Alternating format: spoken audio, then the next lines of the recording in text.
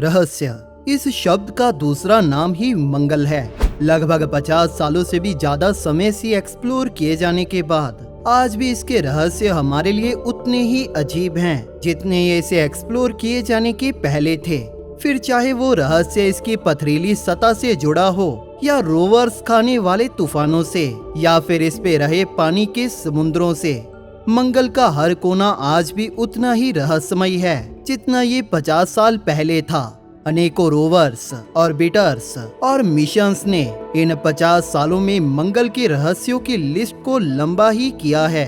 जहां हमने मंगल के कुछ रहस्यों को जाना और समझा भी है, वहीं कुछ को सुलझाने की गुत्थी आज भी यूं ही बरकरार है।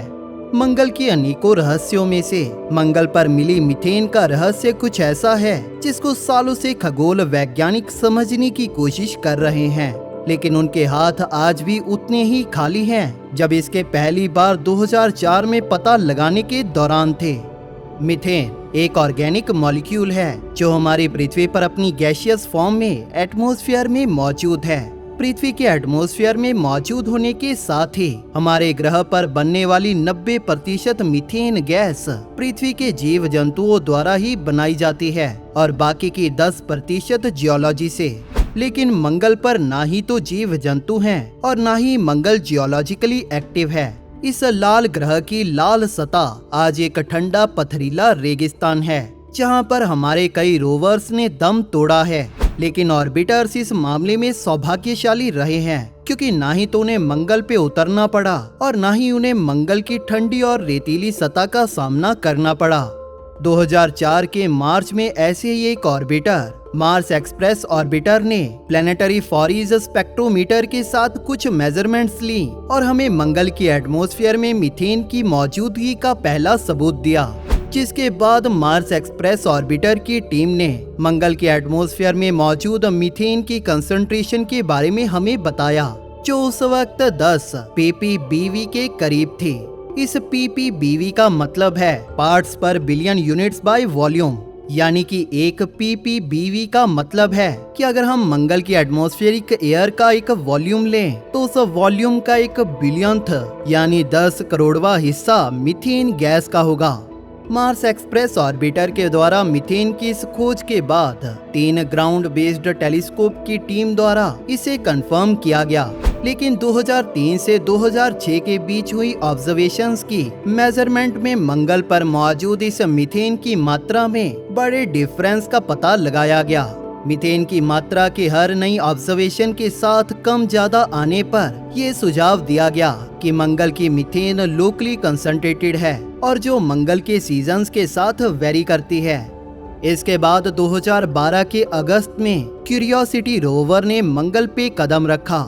नासा के इस रोवर को मीथेन की प्रिसाइज मात्रा की मेजरमेंट्स लेने के लिए पावरफुल इंस्ट्रूमेंट से लैस किया गया था, लेकिन ये रोवर इस बात का पता नहीं लगा सकता था कि उस मीथेन को बनाने के लिए जियोफिजिकल या बायोलॉजिकल एक्टिविटी जिम्मेवार है।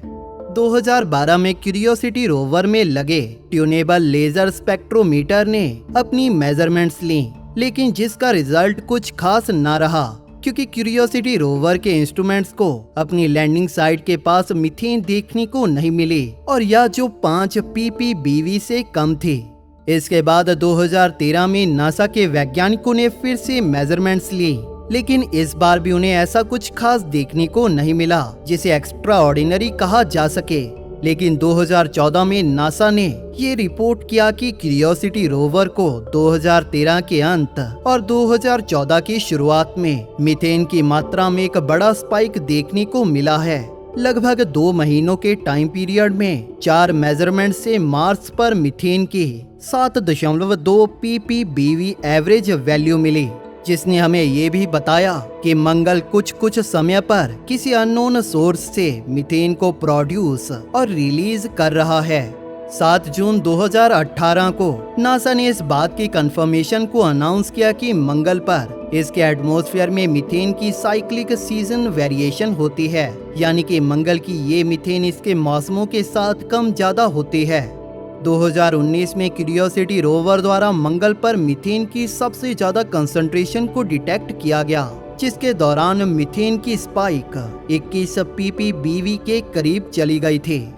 2019 में ईएसओ के ट्रेस गैस ऑर्बिटर ने अपनी पहली मेजरमेंट ली, लेकिन कुछ खास रिजल्ट नहीं मिला क्योंकि मीथेन उन मेजरमेंट्स में डिटेक्टेबल लेवल के नीचे थी। 15 सालों से मंगल की चली आ रही मिस्ट्री की रिसर्च से हमारे खगोल वैज्ञानिकों ने एक और खास चीज को समझा कि मंगल के करंट एटमॉस्फेयर में मीथेन बिल्कुल भी स्टेबल नहीं रह सकती, क्योंकि मीथेन यूवी रेडिएशन और अदर केमिकल प्रोसेसेस से मंगल पर बहुत जल्दी ही टूट जाएगी। मंगल के एटमॉस्फेयर की हमारी हालिया समझ और फोटोकेमिकल मॉडल्स के आधार पर मीथेन मंगल पर सिर्फ 300 से 600 सालों तक ही रह सकती है, जो कि जियोलॉजिकल स्केल पर बहुत कम है। इसी के साथ हमें ये भी पता चला कि मंगल पर हमारे द्वारा आज देखी गई मीथेन किसी तरह से भी 4.5 बिलियन साल पुरानी नहीं हो सकती। अब सबसे बड़ा सवाल है कि ये गैस आई कहां से। 15 सालों से मार्स की मीथेन का रहस्य सुलझाने में लगे वैज्ञानिकों ने इस मीथेन के बनने से जुड़ी कुछ एक्सप्लेनेशंस दी हैं, जिनमें से कुछ बायोलॉजिकल हैं तो कुछ जियोलॉजिकल। इन्हीं में से मीथेन के बायोलॉजिकल ओरिजिन वाली पॉसिबिलिटी के बारे में थोड़ा डिटेल से जानते हैं। पृथ्वी पर साउथ अफ्रीका का विट वाटर स्ट्रैंड बेसिन, जो कि पृथ्वी की सतह से 2 से 3 किलोमीटर से नीचे है, यहाँ पर हमारे द्वारा माइक्रोबायोलॉजिकल लाइफ को खोजा गया है, जिसे देखते हुए वैज्ञानिकों का मानना है कि ऐसे ही माइक्रो ऑर्गेनिजम्स पास्ट में या आज भी मंगल की जमी हुई सतह के नीचे मौजूद हो सकते हैं। पृथ्वी से कंपेयर करने पर मार्स की इस बायोलॉजिकल मीथेन का ओरिजिन वहां पर मौजूद एक खास तरह के माइक्रो ऑर्गेनिजम्स की मौजूदगी से हो सकता है, जिन्हें हम मिथेनोजीन्स के नाम से जानते हैं, और जो हमारी पृथ्वी की सतह के नीचे रहकर अपने मेटाबॉलिज्म की वजह से मीथेन का निर्माण करते हैं। अगर मीथेन मंगल पर लिविंग ऑर्गेनिज्म से बनी है तो इसके पीछे 2 कारण हो सकते हैं। पहले के अनुसार या तो इस मीथेन को मार्स की अपर सब सरफेस में एक लंबे समय पहले विलुप्त हो चुके माइक्रोब्स द्वारा छोड़ा गया हो, जो मिलियन सालों से वहां पर अपनी जमी हुई अवस्था में मौजूद होगी, लेकिन हाल ही में मंगल के एटमॉस्फेयर में आए तापमान और प्रेशर के बदलावों की वजह से इसकी सरफेस से ये गैस के रूप में निकल रही होगी।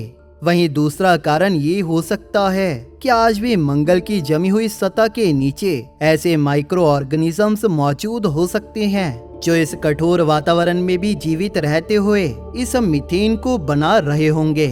वहीं एक अल्टरनेटिव एक्सप्लेनेशन के अनुसार इस मीथेन के निर्माण के पीछे जियोलॉजिकल ओरिजिन हो सकता है। इस मीथेन के ओरिजिन के पीछे आयरन की ऑक्सीडेशन हो सकती है, जैसा कि हमें पृथ्वी पर हॉट स्प्रिंग्स या फिर एक्टिव वॉल्केनोज में देखने को मिलता है। ये गैस पानी की सॉलिड फॉर्म कैलेट्रेट हाइड्रेट्स के नाम से जाना जाता है।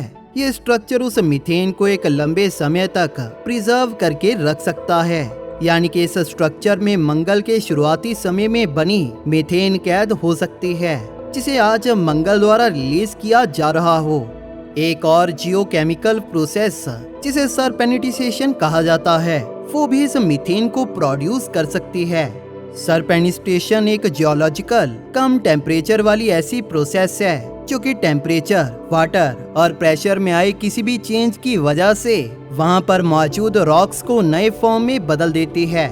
ऐसा तब होता है जब ओलिविनी, जो कि मंगल में मिलने वाला एक मिनरल है, पानी के साथ रिएक्ट करके एक नए मिनरल सरपेंटिनी का निर्माण कार्बन डाइऑक्साइड या किसी और कैटलिस्ट की मौजूदगी में करता है। जब खास तरह के कैटलिस्ट मौजूद रहते हैं तो हाइड्रोजन कार्बन के साथ मिलकर मीथेन का निर्माण कर सकते हैं। मंगल पर इन सभी प्राइमरी एलिमेंट्स जैसे ओलिविनी, कार्बन डाइऑक्साइड और कुछ कैटलिस्ट को खोज पाना मुमकिन है, लेकिन इस रिएक्शन के लिए सबसे जरूरी चीज है तरल पानी का होना, जो हमें ये बताता है कि अगर मंगल की मीथेन का निर्माण इस प्रोसेस से हो रहा है तो यह मंगल की अंदरूनी हाइड्रोथर्मल एक्टिविटी से जुड़ा हो सकता है।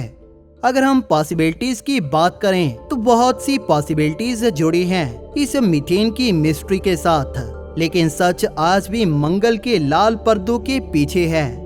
नासा का परसेवरेंस रोवर और रोजालिंड फ्रैंकलिन रोवर को ऐसी टेक्नोलॉजी से लैस ही नहीं किया गया जिससे इस मीथेन के बारे में कुछ जाना जा पाए। लेकिन परसेवरेंस रोवर द्वारा इकट्ठे किए गए सैंपल्स को पृथ्वी पर लाने वाले सैंपल रिटर्न मिशन के 2023 के बाद इन सैंपल्स के अध्ययन से इस मीथेन के रहस्यों को शायद समझा जा पाए। लेकिन ये शायद कितना लंबा होगा या यह सच भी होगा, इसके बारे में अभी कुछ कहना मुमकिन नहीं है। अब देखना ये है कि मंगल की ये मीथेन मिस्ट्री यूं ही कितने सालों तक कायम रहती है। दोस्तों, आपका इसके बारे में क्या कहना है, हमें नीचे कमेंट सेक्शन में जरूर बताइए। दोस्तों, अगर आपको ये वीडियो पसंद आई तो इसे लाइक और शेयर जरूर करें और हमारे चैनल को सब्सक्राइब करना बिल्कुल भी ना भूलें और बेल नोटिफिकेशन ऑन जरूर कर लें ताकि नई वीडियोस की नोटिफिकेशन आपको अपलोड होते ही मिल जाए। Thank you for watching. दोस्तों, इस वीडियो को अंत तक देखने के लिए आप सभी का धन्यवाद।